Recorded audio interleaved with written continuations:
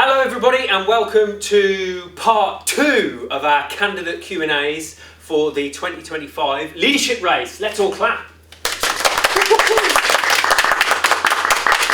How exciting, thank you.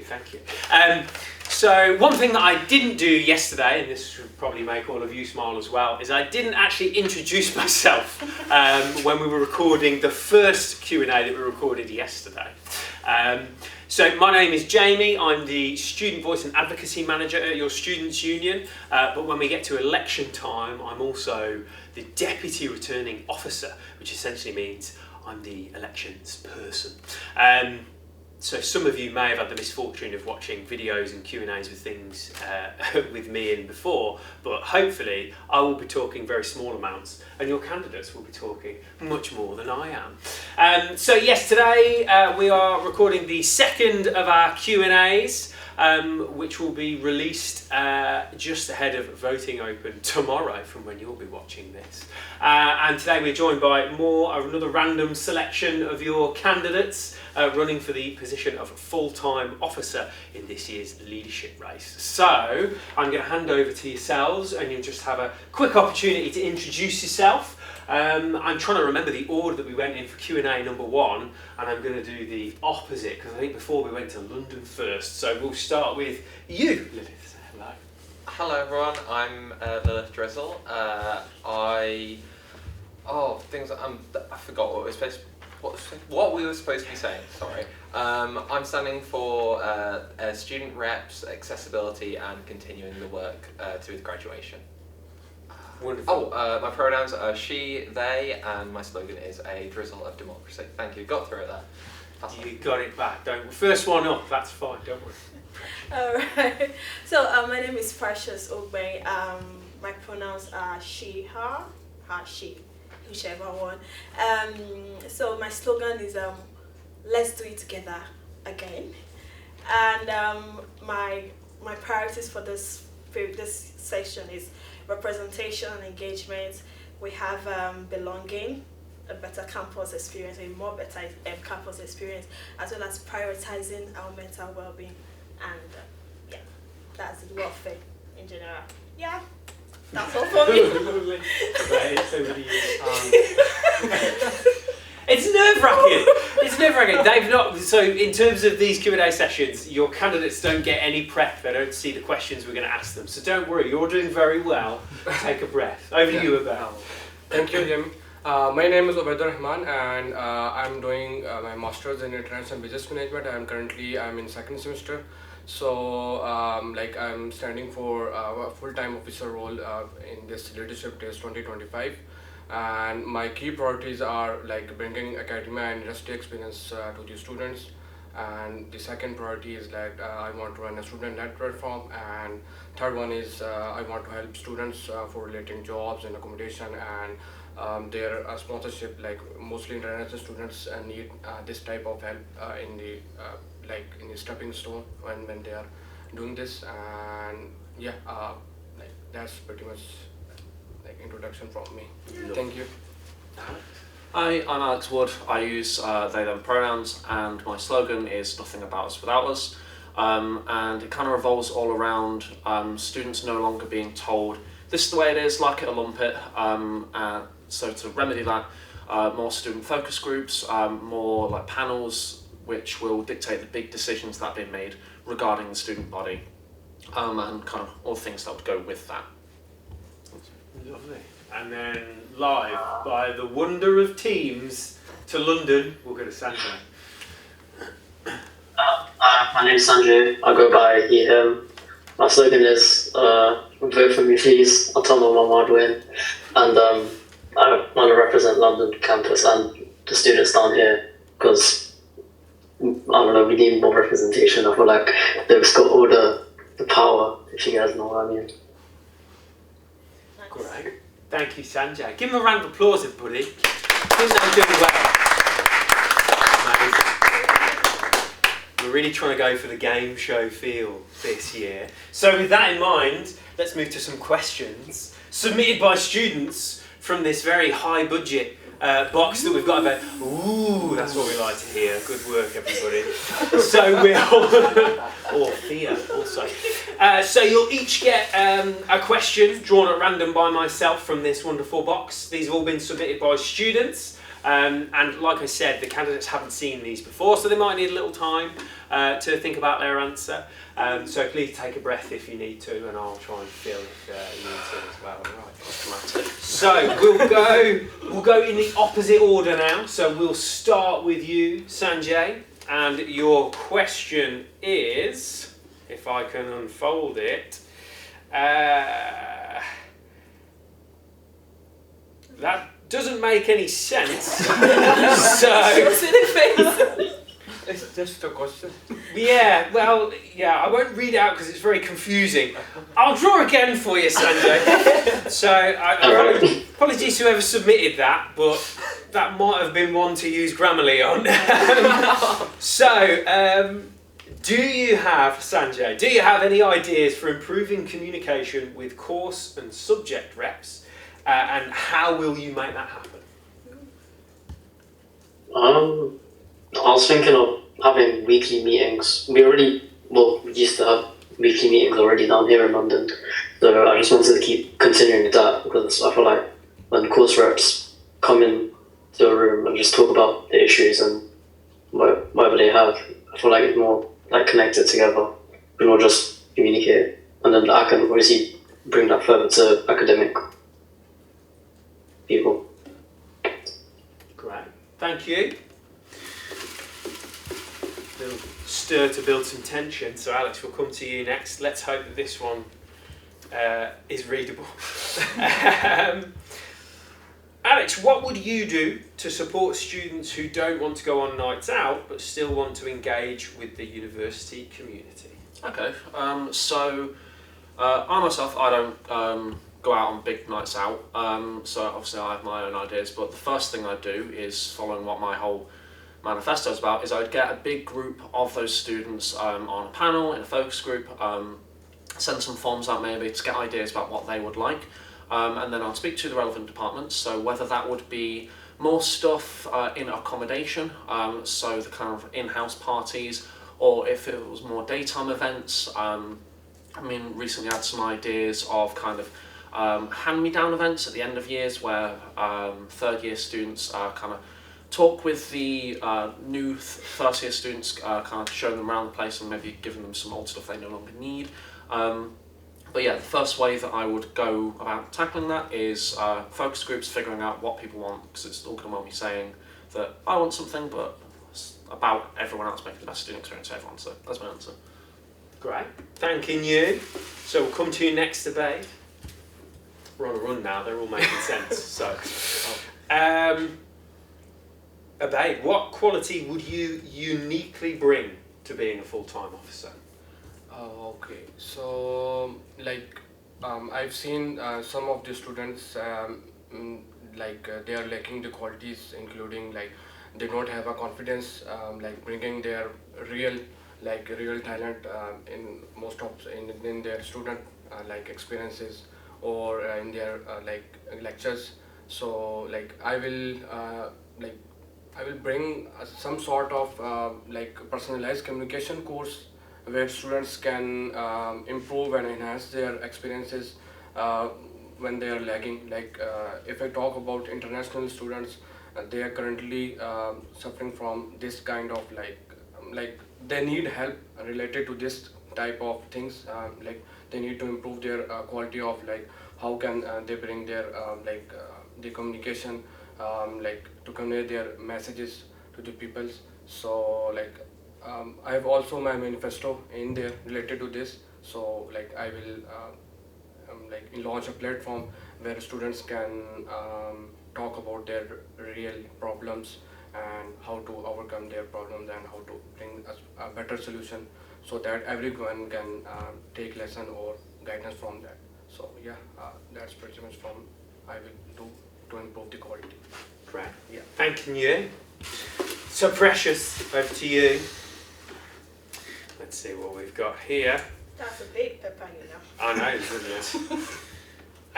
We often see candidates campaigning for events or club nights, so things that are venue-based. But what other co-curricular things do you think could be done to better support and engage our students outside of their course? That was a big bit of paper.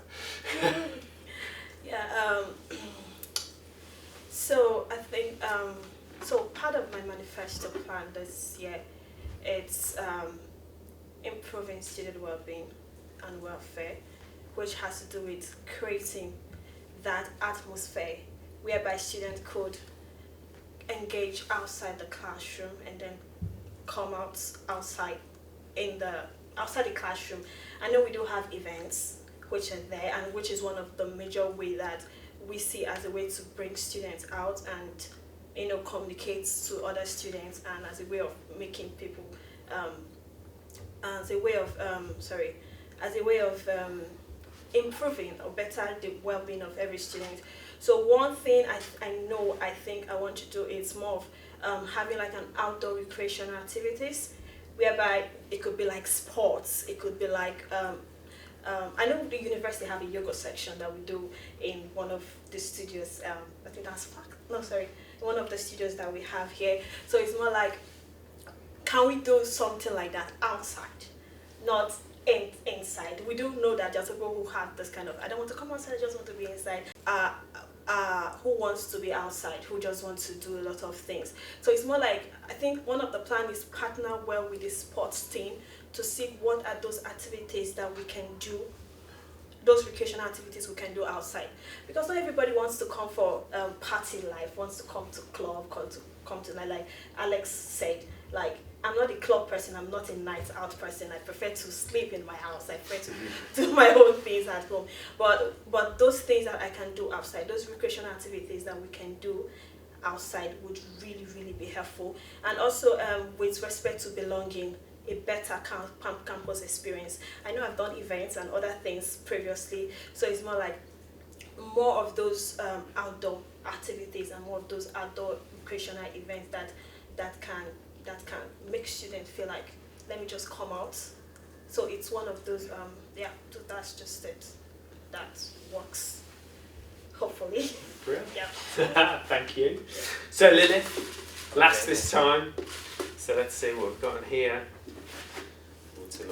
It's another chunky one. So we have a wide variety of students studying different courses and from various backgrounds. How will you ensure that you represent the needs and issues related to students from smaller courses or from more diverse backgrounds?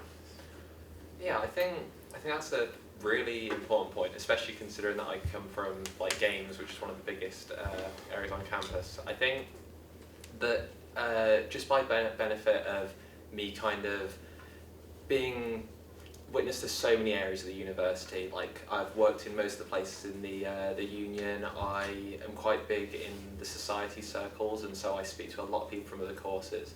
I have friends in photography, psychology, the sciences, and I always like to kind of sound my ideas off of them to kind of either find out the ways in which they can be applicable to their subject areas, or whether they're even an issue there. Sometimes those subjects even have issues which aren't experienced in games. So learning about those kind of things, I think it's very much just about the connections that I'd have. And I like to think that in my manifesto I've tried to make sure that everyone in the university feels seen, not just people in my demographic.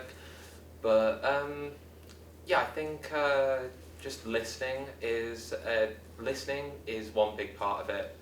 Being in the right place at the right time is another part of it. And yeah, I'd like to give all opportunity, like the opportunity for all students to feel heard. But thank you. Brilliant, thank you. So we're going to mix it up slightly now from Q&A number one. We've got a hot and fresh question. So this question, you'll all answer the same question, but hopefully, because of the nature of the question on a giant piece of paper, it's just the piece of paper I was holding earlier. hopefully the nature of this question means that you'll all still be able to give a different answer. Ooh, how intriguing. So this time, to mix up the order a little bit, we'll start with you, Alex, we'll go to Sanjay, and then we'll come back round from there. So, thank you to whichever student sent us this question as well. Do you have, or what hobby do you do that would be a good fit as a student officer? So I think what the student is asking there is, do you have a hobby, something that you do just socially or in your personal private life, that you actually think would contribute something helpful to making you a really great officer? Okay, so I'm quite an active person. I do quite a lot. So aside from my lessons, I'm also a student ambassador, a course demonstrator, and a course rep. I don't know if they count as hobbies, but I mean for the course rep one I don't get paid, so maybe. But I mean they're all, every single one of them, they're really applicable to the officer thing. So being an ambassador, that means I speak with every single department in the university already.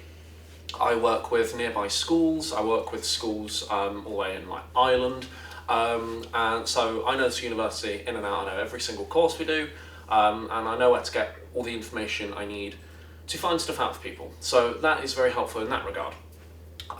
Being a course rep and demonstrator, I've seen a lot of the more internal systems with the lecturers, so I've got a much better idea of how they do things, the systems they go through because of that. Outside of the kind of jobs ones, my hobbies are, I'm a game student, I do a lot of programming, and I also like electronics, so I build little circuit gizmos.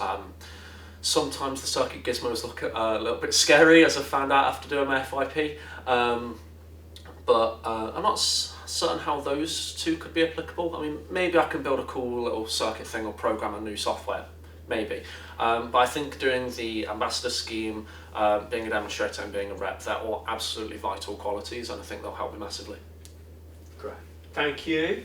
So we'll go back to you, Sanjay, in London. Do you have a hobby that you feel would help equip you to be a great officer? Hobby. I've already got two things on the top of my head. Well, I'm a barista at Reload, which is a cafe down in London, and it helps me talk to most students because most of them do come up to get a coffee or get some food. So I feel like communication-wise, I'm always just there to talk. Like sometimes I'll just get carried away with a conversation and I'll forget there's a line of students still waiting for food.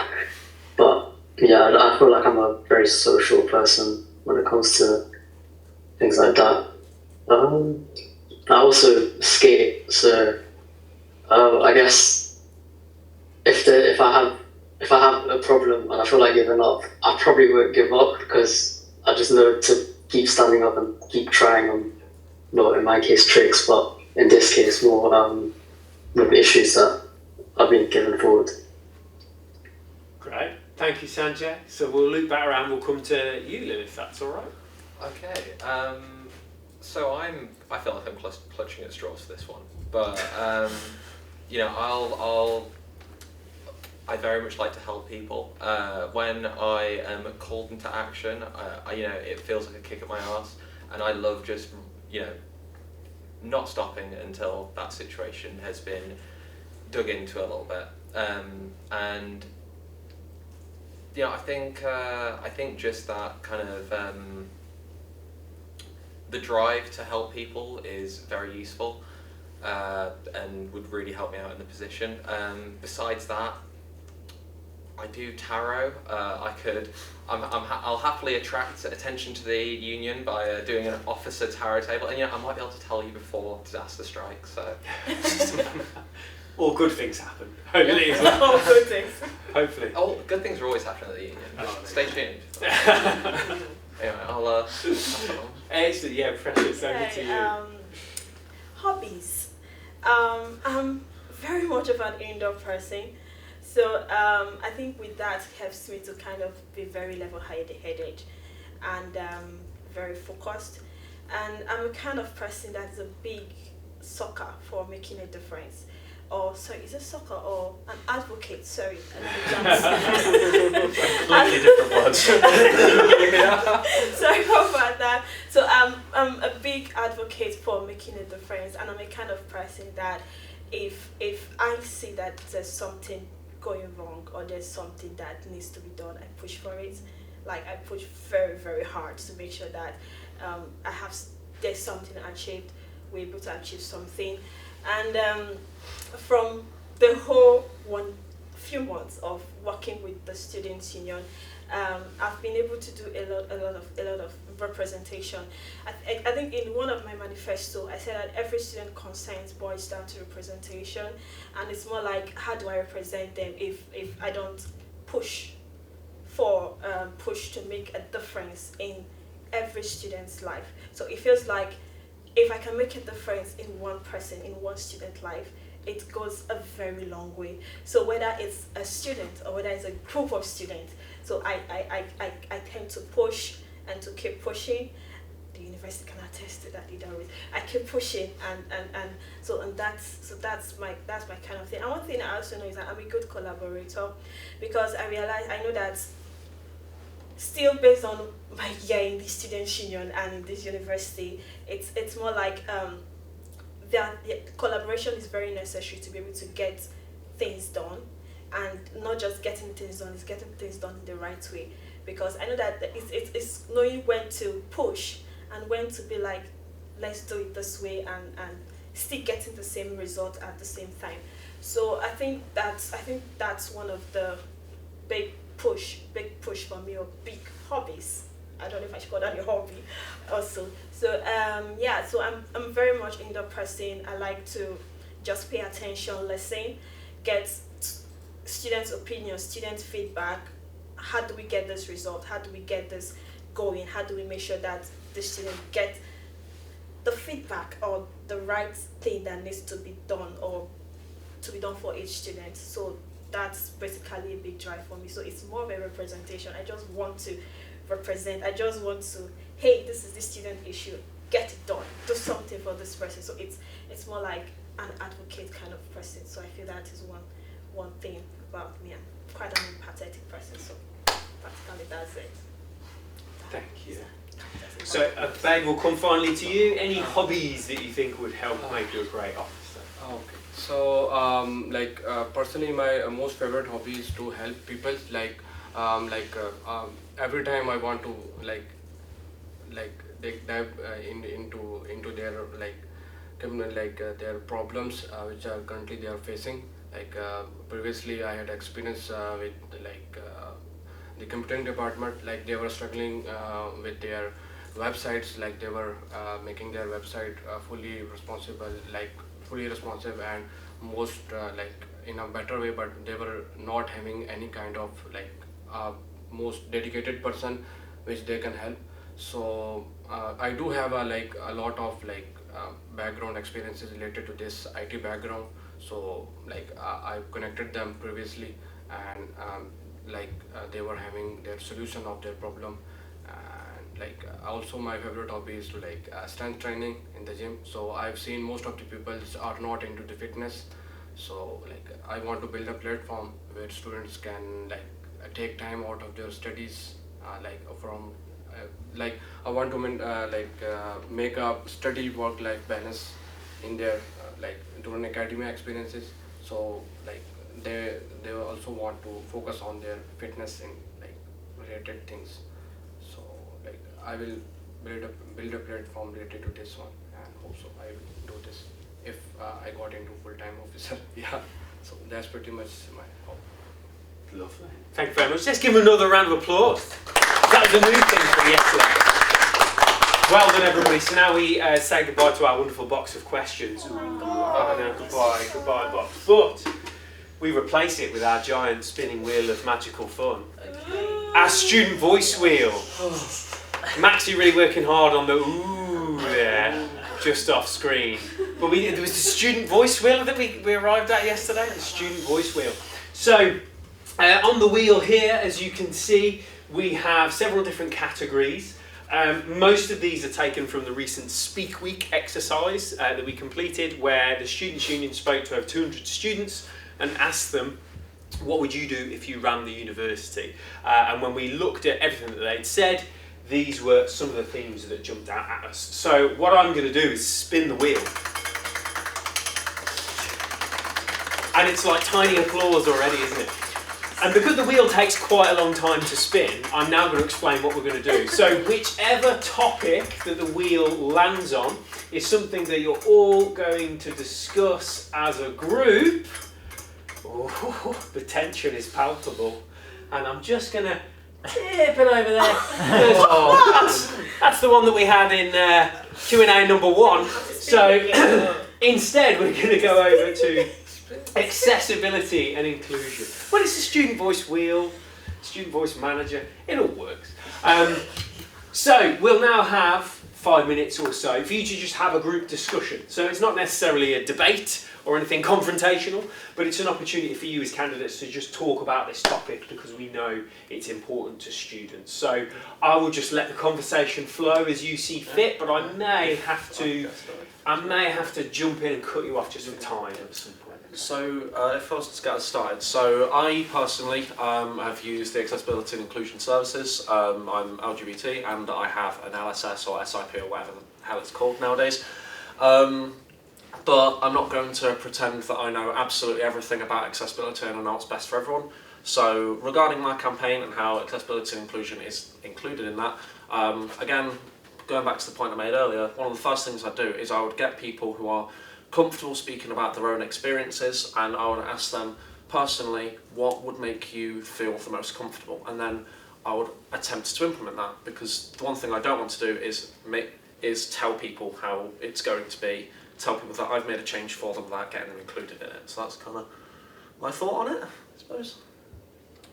I'll jump in here because accessibility is a big part of my campaign. You mentioned SIPs and like LSS, SIP, LSA, whatever.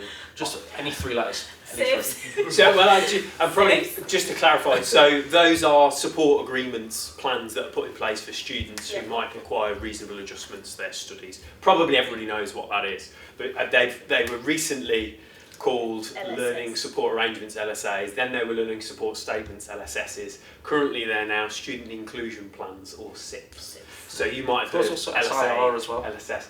But yeah, that one didn't go through. But anyway, we're getting sidetracked. Sorry, Lilith, back to you. So I spoke to a student who said that they applied for theirs at the start of the year. They got theirs like not long before Christmas, but some people were still waiting for them like well into the next like actual year of the academic year. And that's just really worrying for a lot of first year students, that unless if you go in knowing exactly the systems that you need to interact with, you could be waiting for half of your year to hear back. And it's not like they're going to look back on that previous assignment with any more empathy. I think it does raise the larger issue of accessibility is also to do with like mental health. Like I think accessibility a lot of the time when it's box ticked, it's this place is a ramp, we tick that box. And there's a lot of things that can be done for people with mental health issues that I speak about in my manifesto, if anyone else wants to. Accessibility is really big. It's a really very big kind of thing, and it's quite very broad, as well as inclusion. Inclusion, it boils down to, it's more like how can I be able to learn as much as every other person is learning? How can I be able to be involved in what other people are doing? So it's really a big thing and a big piece, and it's really something that I don't know if I should talk about it. So it's really a big thing that the Students' Union is really working on with respect to accessibility and inclusion, because it's something that every student should feel like I belong, irrespective of anything, irrespective of the lectures, irrespective of the event, irrespective of everything. And I know that it's from the SIPs Any 3 letters. stuff. The SIPs. I know there's a big piece that is ongoing in the background, and it's also part of something I would also I'm working on. I'm planning to continue if I win or when I win, when I become a full-time officer. So so it's really a big piece of work, and it's something that it's not just about, but it's not just about the student. It's about the student, the inclusion team or the advice team, that is involved in putting all those plans in place, as well as the academics that are meant to implement this plans in place. So it's really a broader piece whereby we have to work with three as a union, or as an officer, or as an officer team, have to work together with this three team of people to be able to get this out and achieve a very, very big. It's really a big piece, and it's really what's pushing up. And I truly understand what's about. So like I've seen, I go through all the weekend website, like the weekend web app. So I've seen most of the exactly like we need some sort of improvement in the website, in the web app. Like we don't have a we have a student card there, but we don't have a right we can't scan that the mobile web app card to our the accessibility gate.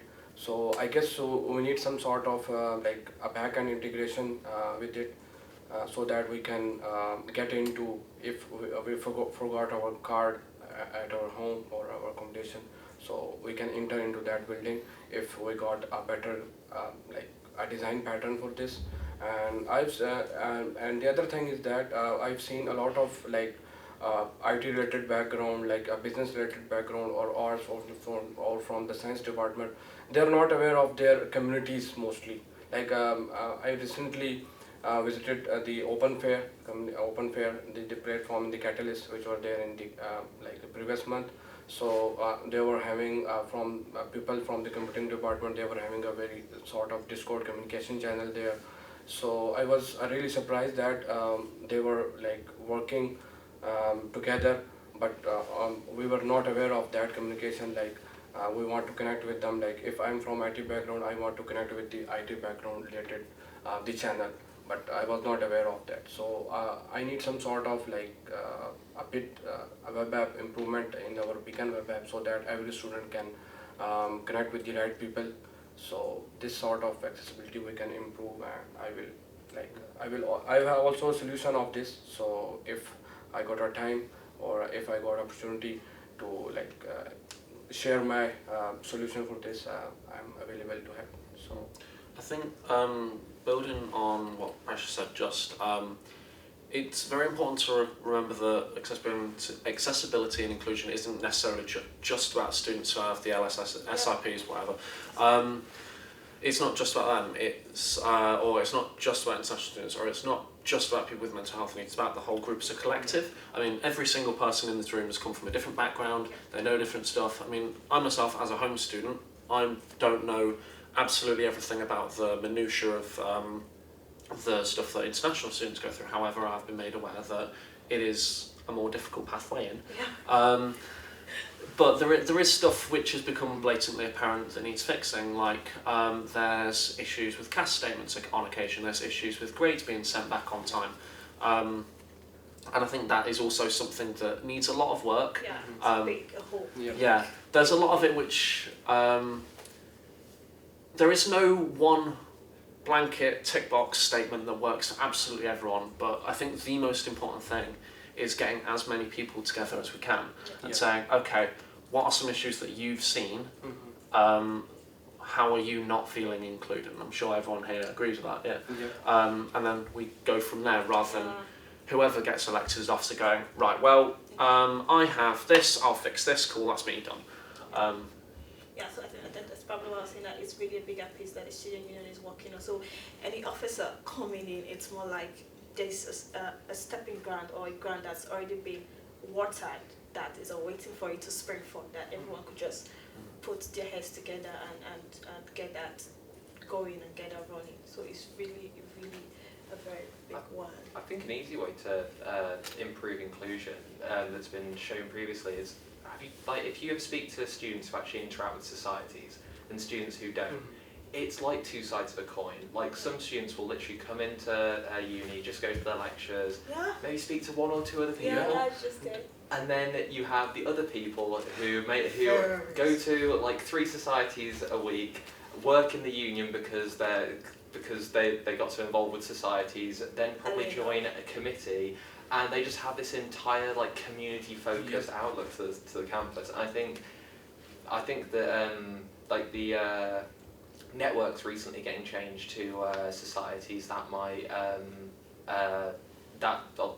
them being societies already shows that it's a gateway to inclusion.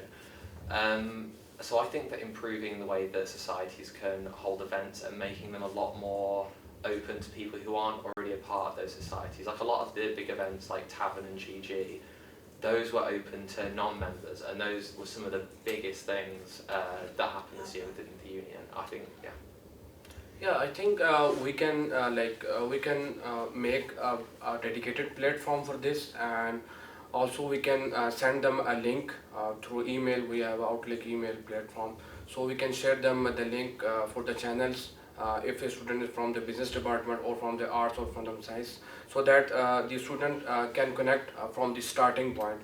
Whether they are from bachelor department, whether they are the bachelor program or the masters, they can connect at the starting point, and from where they can take help during the academic experiences. So I think that sort of problem, we can have a solution for this.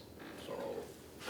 And in terms of accessibility and inclusion, Sanjay, I'm conscious you're in London, so it's a little hard for you to join this discussion, but I just wanted to give you that opportunity. It's interesting. Is there anything you wanted to add or kind of add to that discussion? I mean, as a London student, obviously, I don't know what really happens up in Stoke, but at least down in London, to me at least, it feels like a small community. I feel like we're inclusive enough where I feel like most people are involved with the things that happen at uni. I know some people that generally just come in, do work and go home and don't get involved with uni, but again, it's also just their choice. But it's also, I feel like, at least down in London, we don't run many society events. I can name 3 maybe this year that's happened, so I wish there was more societies, 2 more society events, and I just want more people to be involved and not just coming into uni just to do uni stuff.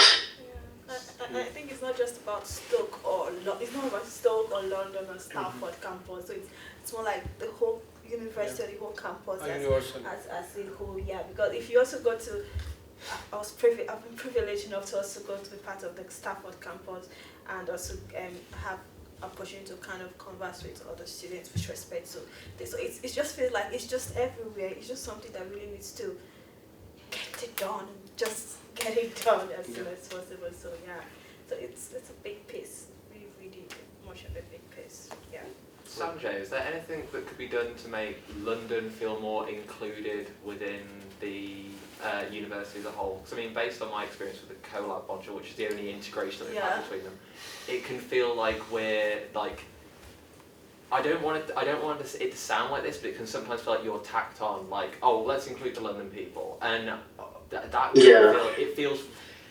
I wouldn't want it to feel like that if I was in your position. Is there anything that any ideas that you have that might improve inclusion? From what I've heard about CoLab, at least last year was pretty bad. It was mainly all the Stoke people doing like the deciding decisions and stuff like that, and had London in like the background.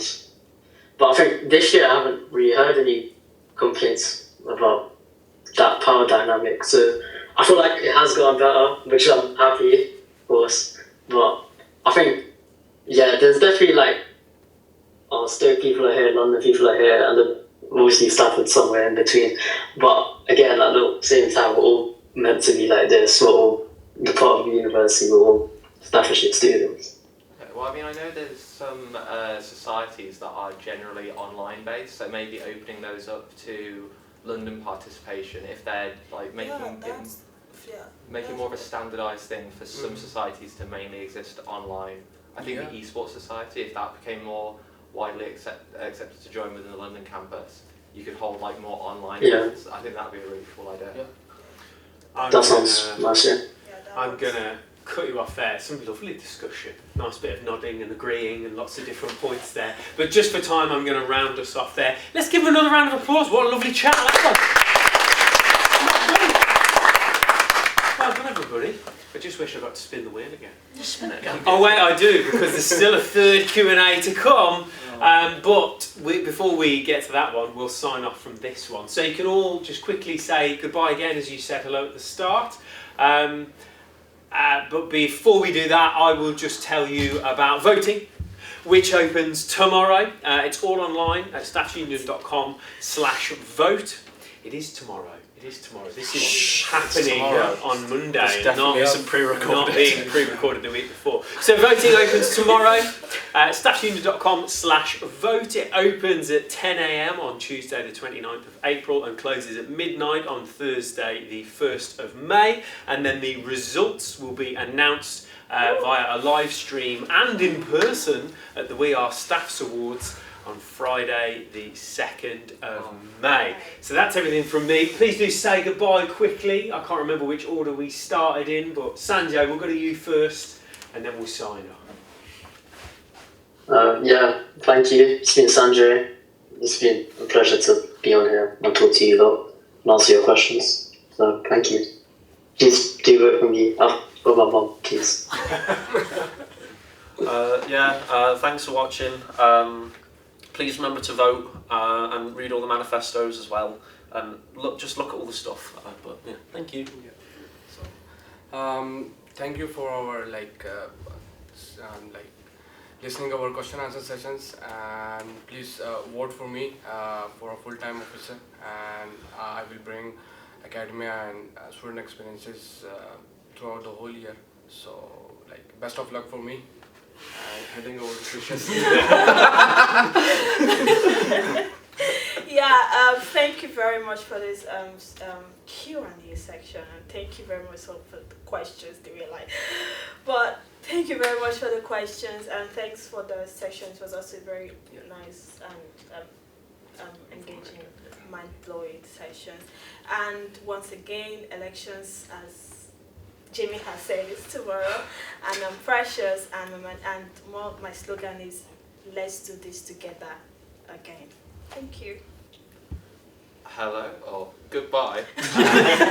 I'm Lilith, and you can catch me on campus hopefully this week for a free bit of cake if you give your opinion on my lovely whiteboard. But thank you for the lovely questions, Jamie. Yeah, it was really lovely. They're all from students. It's nothing to do with thank me. you for the questions. Well done everybody, and for everybody watching at home, don't forget there's Q&A 1 if you've started at this one, which is number 2, and there'll be Q&A 3 as well, so do watch them all. Happy voting, and well done everybody. Give yourself a round of applause, and let's slow zoom in on Rex, or whatever his name is. There you go.